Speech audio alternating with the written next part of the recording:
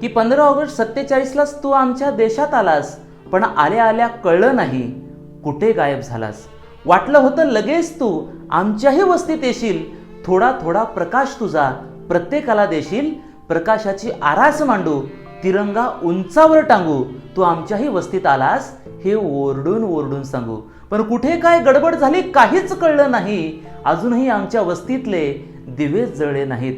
दोस्ता, अरे तुझी वाट पाहून थकलीत आमची जीर्ण मोडकी दारे, आणि स्वातंत्र्य निदान या वर्षी तरी तू येणार आहेस का रे?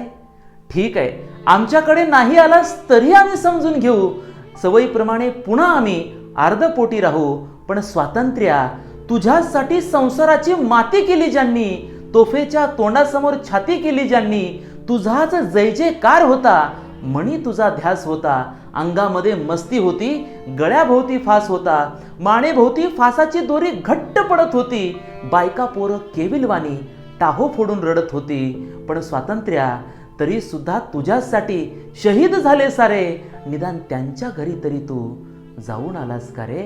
निदान त्यांच्या घरी तरी तू जाऊन आलास का रे? स्वातंत्र्य, माहीत नाही नक्की तुझी कोण लागत होती, पण भगतसिंगाची माय परवा भीक मागत होती, तिचाही पोरगा वेडा होता, तुझ्यासाठी मेला, मरता मरता आईला अनाथ करून गेला, त्याच्याही कानात भरले होते तुझ्याच प्रेमाचे वारे. आणि स्वातंत्र्य, निदान त्यांच्या घरी तरी तू जायला नकोस का रे?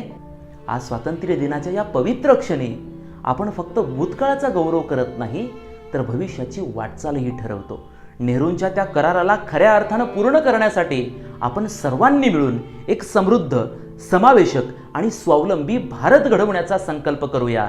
स्वातंत्र्याचा खरा आनंद तेव्हाच मिळेल जेव्हा प्रत्येक भारतीयाच्या मनात आणि जीवनात स्वातंत्र्याची ज्योत तेवत राहील. जय हिंद.